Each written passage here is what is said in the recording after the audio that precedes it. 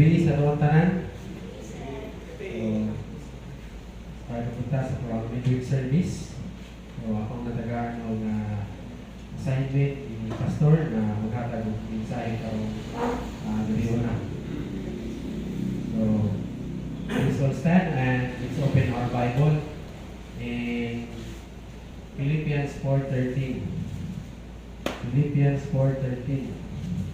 Very familiar verse.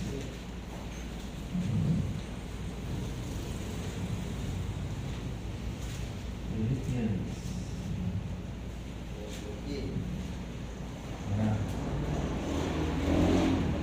Philippians 4:13. Okay, Nana? Okay, let's read all together. Ready, begin. I can do all things through Christ which strengthens me. Let's pray. Our Heavenly Father, that you have already provided, thank you, Lord, for your sustaining grace and mercy. We thank you. We ask for forgiveness, for cleanliness, and righteousness. We thank you this evening, Lord God, that we can be able to continue to study your word. Lord, we pray that you give us wisdom, understanding, to each and everyone na taganin mo masabta ng mensahe karong gabi na simple ug yano. And Lord, guide us, Lord, sa every verse na mong basahan sa mga mensahe na mong iparayag ka na mo. Empower also, Lord God, your speaker this evening, Lord. Taganin mo kaalam, Lord God, conviction, ma-deliver ang mga mensahe ng video na Lord God. Thank you. We ask this in the name of our Lord and Savior, Lord Jesus Christ, we pray. Amen. Please be seated. So, ang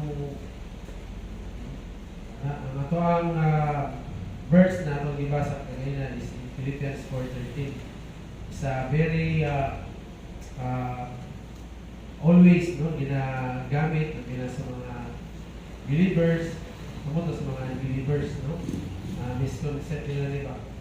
And as I know na isa sa mga nagamit nag-quote is isa sa mga sikat na NBA player, si Stephen Curry, no? Ibutang bilis niya ang sapatos ba? Siya, always niya ginagawa na, I can do all things through Christ who strengthens me. So, ano po yung nag-quote? Sa Facebook. So, ato na siya, himay-mayan sa Diyo ang meaning ang niya. So, historical background, yung diri, the book of Philippians is a letter or epistle written by Apostle Paul. Si Apostle Paul ang sulat. And to the Christian community in Philippi.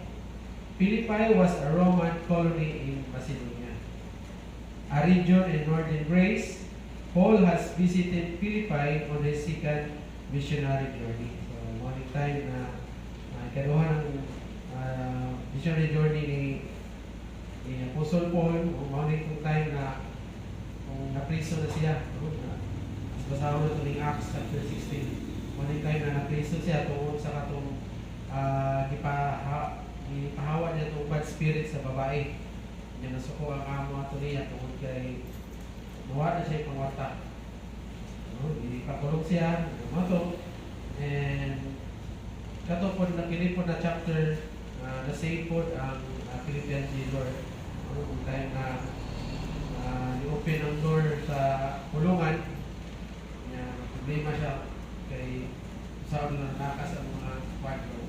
Yun si Paul na pamatayan ka ng Philippian jailer, pero wala siya ng pamatay kung i-kwarto ni Apostle Paul.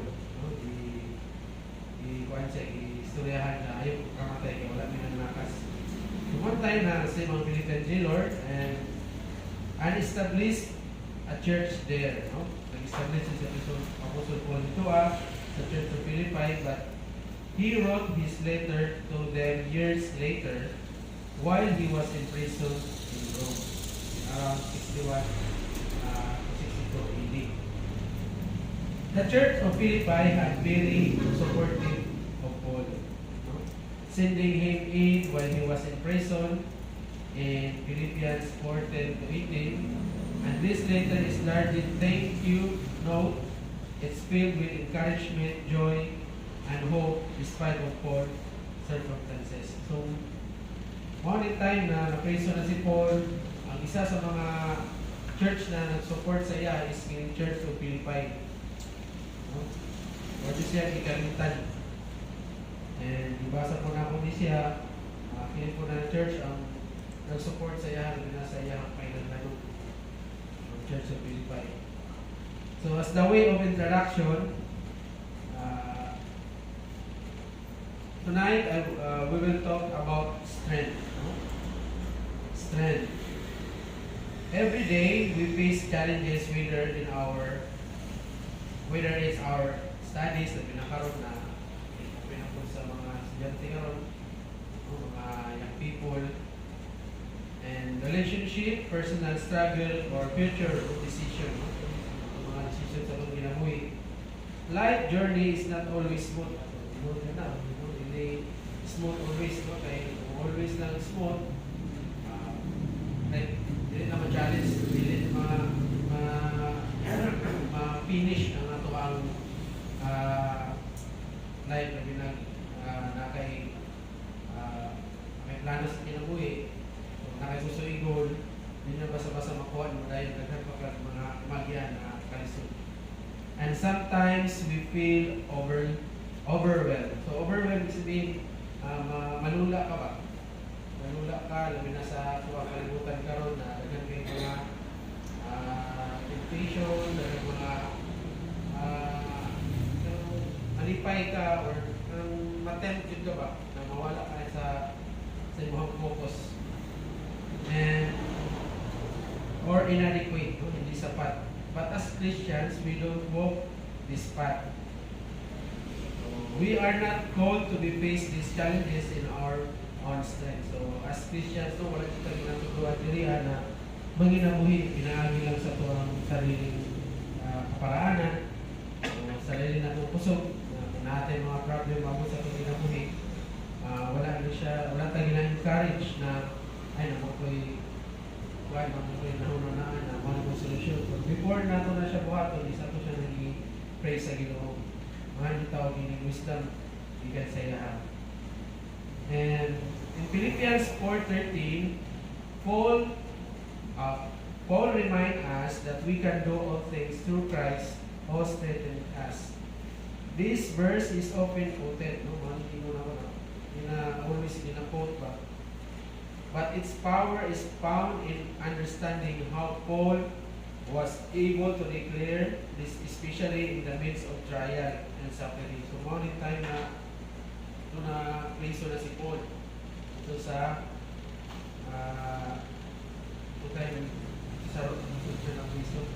na-priso ni siya. Then, bisag i-kuwan siya rito, i-kasakitan, sa ibuwan sila ha, i-ipit yun sila, very komportable ang ilahang kahitang dito, pero wala ni kuhaan ni Paul, wala na siya nag-iisip, mas iisip niya kung sa'yo mabuhat dito isa sa nabuhat niya na maayos ka itong nasib ang Philippian jailer. Let's unpack this verse tonight by looking at 3 vital truths that give us strength to overcome life's difficulties. So, ang unang points na to is in contentment in Christ. No? Naatay kasiyahan kay Kristo. So, gingon din sa Philippians 4:11 to 12, now that I speak in respect of one, for I have learned in whatsoever state I am, whether to be content. I know both how to be abased, and I know how to be abound, and I know how to abound. Everywhere and all things I am instructed both to be full and to be hungry, both to abound and to suffer need.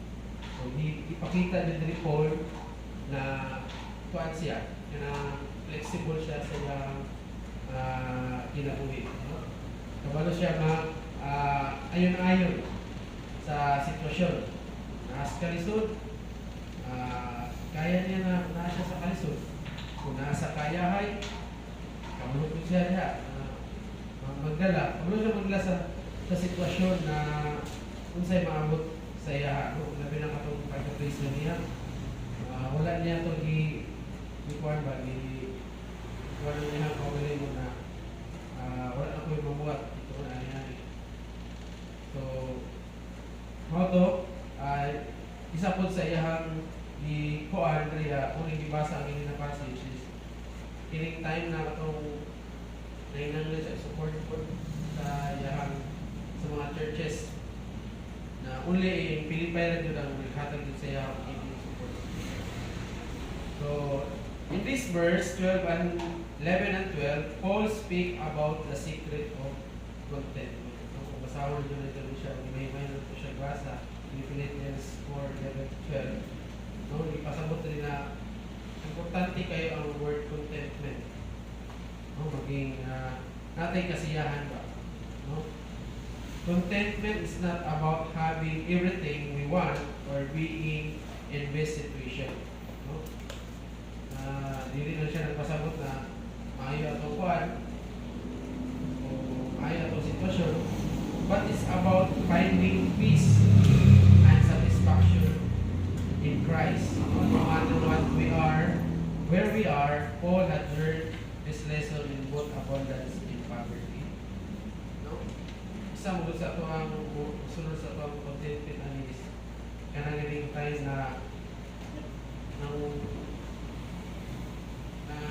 wala tayong problema ba isa sa mga definition na may una doon na contentment is kanang parang wala tayo sakit, no? Bahala wala tayo kwarta, wala tayo hinganin ng mga butang. Ang importante is wala may sakit, nangalagad ka sa Ginoo, wala yung problema, wala kayo mga problema na nag-abot sa mga bilang isa sa kanang akong problema ng hospital, no? Dati kayo isa sa problema ng hospital. So, kita maging contentment na kung sa ato ang status karon na nakalituan ng lugar. So, for application, for us, this is crucial. Especially in today's words, we were comparison and desire for more can be overwhelmed. No? Pinakaroon na agad kayo mga temptation, no? Na sa kalimutan ng ina-offer. Sabi ng ining mga latest na mga gadget, no? So, isa po na makakalula sa tuwa. And contentment is in Christ means that we don't define ourselves. So, mga sa pagkali. Ang tinoon ng contentment is kanang naakay ni Kristo. Kiling nakatagari na even though nag-amerta, but we are in Christ. No? Nata sa kay Kristo. Kalayo mo kasi siya. And by what we have or what we lack, instead we find ourselves, find our worth, peace, and satisfaction in Christ alone. So, amen? Amen. So, ang satisfaction is through Christ alone. No? So, even though gamay na ta, ang simba karon, but malipayan niya punta kay nagpadayon. Amen. Wala na ito ikaligtaan. Wala ito ang leader, wala ito ikaligtaan na magpadayon sa pag-serve siya. Ito ganatay contentment sa itong Ginoong si Jesus Christ. So, ang number 2 points na to is giving courage through Christ. No? Lakas ng loob. No? Ingon diri sa Joshua 1:9, have not I commanded thee, be strong and be a good courage. Be not afraid, neither be dismayed. For the Lord thy God is with thee wheresoever thou goest. So, ano na nino? Kuhan nyo siya ba? Mamuling time na i-encourage sa Ginoo si Joshua. No? Be strong. No? Maging magkusganon. No? O magmaiso. No? Despite sa tanong mga magihan niya, mga challenges na umaabot, tagaan ko siya og courage, no? Courage sa Ginoo na dili mahadlok, no? Isa sa mga challenge ani kanang ma-preach din sa tubangan, no? Dapat dili ta mahadlok tungod kay ang gidala is sa Ginoo man, no? Sa Ginoo man din napulong. So tagaan, so bato na nato is mga tao strength sa Ginoo, tagaan na og kaiso o makusganon, no? Para di ka ma-dismay. And Paul declared in Philippians 4:13 it's not just about strength, but also about courage. No? Courage is to take the risk and make tough decisions, stand up for the right and push through the fears. No? So, isa sa mga sampol na to is ang pagpadayon na to og sangyaw, no? Dito nagyan na to sa kuan, to funeral service. So, isa ni pastor na tamo ikaw na ikaw mag-preach sa patay na the first time na mag-preach. Pero itagaan niya punta o yung inibol niya punta sa Ginoo na mag-stand ta, no? Tama na desisyon. And tama dito na dito nakaserta tama ang desisyon nato sa Ginoo man nato gidala. The source of this courage is not about our own bravery or self-reliance, no? Sarili kakayahan. It comes from knowing that God is with us whether we go. So, isa mo sa nakatag og sa ato is kanang himasa na sa Bible, no? Every time na magbasa ta sa Bible, may encourage ta. May encourage ta na ay ang Ginoo nasa tuwa, no? So, sa mga plano sa ginabuhi, ang Ginoo na mag-work. So, application. You will face a moment of fear of failure, fear of rejection, fear of unknown. But when you rely on Christ, you are never facing these fears alone. So, dahil din pa rin Kristo. And Jesus promised to be with you. His presence give you a courage to step in unknown, trusting that He will guide you every step away. No? So, sana di ba ito na wala ko na ito atong mahadlok. No? Kung ma-failure ta, o ma-reject ta, dili ta dapat mapahinahan ng loob. Amen? So, ang una na to is contentment in Christ. No, natin kasiyahan sa kay Kristo. Kadua, lakas ng loob, courage through Christ, no? Kay Jesus Christ sa kita hatag, no? Magkuha o lakas ng loob. Ang katulong na itong points is confidence in Christ. Confidence in Christ. Supporting verse, Isaiah 40:29 to 31. Ingon diri, He giveth power to the faint, and to them that he have no mind, He increase. Even youth shall faint and be weary, and young men shall utter fall. But they that wait upon the Lord shall renew their strength, and they shall mount up with the wings of eagles, as they shall run and not be weary, and they shall walk and know not pain. No, kuha dyan diri ba no, na kung maluya ta, ang Ginoo muhatag sa ito power. No? Kung maluya ta, o tayo kusog, ang word sa Ginoo may muhatag ng encouragement na ito na maging mubalik na itong kumpiyansa sa sarili. No, isa din sa sample na rin itong eagle, no? As I remember one yun i-explain yun ni Pastor Rory natin about sa eagle, no? Na duwa rin pilian na nigigil, kundi mamatay siya or muagi siya kining kalisod. No? Muagi siya kalisod, labi na katong pangkagalo ng iyong mga kuwan, iyong mga balahibo. No? Iyong kuman na kuman sa process na galing magian niya, morinyo ang iyang strength. So, same po din sa gingon din sa Isaiah. So, explanation. Paul words in Philippians 4:13 are rooted in confidence, not in ourselves, but one who will strengthen in us. Isaiah reminds us that even the strongest will grow weary, but when we wait on the Lord, He renew our strength. Confidence in Christ does not come from self-assurance. It comes from trusting that God will empower us to do He calls us to do. So, kuha na dyan ipasay dyan diri na dili ang atong sarili ko sa mga ito ang pinipin.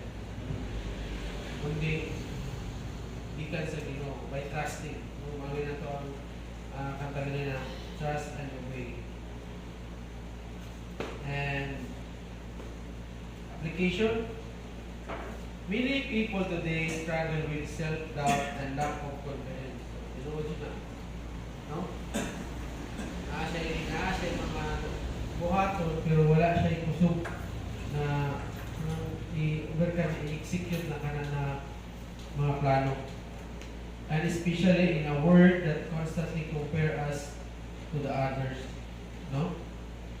So, same ko na rin magtindog ka na rin sa pulpit. No? Hindi ta confidence kay mag-isip na ito ba na ay time na rin na wala pa ako nag-eskwela, nag-Bible school, wala hindi kay confidence na mo tindog rin.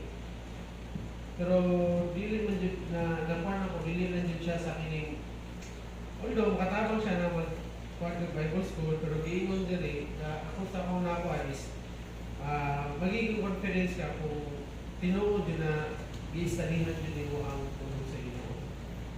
No? Dili kung mag-study mo ka sa pulong sa Ginoo, magkaroon ka ng confidence yun ba na ay kabalo ka sa inyong ibasa. Is ka nang sa Bible school, is yung magkuhan naman siya.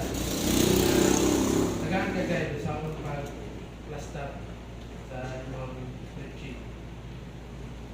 So, ingon din but when we place our confidence in Christ, we tap in the limitless source of strength. We face challenges not because we are strong in our own, but because we are strength as for every week. Amen? Amen. So, ikatulong na to is confidence in Christ. No? Pas kita, no? So, conclusion. In conclusion, Philippians 4:13 is not just a brief encouragement. It's not just a burst of encouragement. It's a reminder that no matter the situation, we can do all things through Christ who strengthening us. Christ is the source of our contentment, courage, and confidence. No, kasi, no. Remember, you do not have a face life challenge alone. Christ empower you through to try, no, good life, and not just to survive. So, mga time na, mga always na mag-pray ta in Jesus name dito. In Jesus name. Ito, siya man mag-execute anak sa itong mga prayer na may tapunan. When you feel weak and rely on His strength, when you feel afraid, trust in His courage. When you feel uncertain, find confidence in His promises. So these are promises, lagan din sa Bible. No? Kato lang Matthew 6:33, no? Ito, hindi ka mag-claim na itong promises. Ihatag ito sa Ginoo. So let us live today with that knowledge that in Christ we can face whatever comes our way because He gave us the strength to overcome. With Christ, all things are possible. Amen? Amen. Let's pray. Our Heavenly Father, I give you honor, I give you honor. Thank you, Lord, for your word that you gave it to us, Lord God. Sabi na, Lord, sa Philippians 4:13, kini na verse, Lord, naghahatag ka na mo contentment, kaduha, hatag mo confidence, at kaduha, confidence, then katulo is courage. Una, contentment, courage, and confidence. Magpadayon may sa among mga plano sa mga kinabuhi na kaupat ka. Mao yun ang maintain na among pagabuhaton sa tanan ng mga buhaton, sa tanan na hinanglan ng puso, sa imo aming magikan, mga imong biya diha kanimulod ka. Yun na sa mga plano sa mga kinabuhi sa Christian life, importante, and continue to convict us in our heart to study the Word and to claim your promises to us, Lord. And thank you for this evening. In Jesus Christ we pray. Amen. Commissioner, go ahead.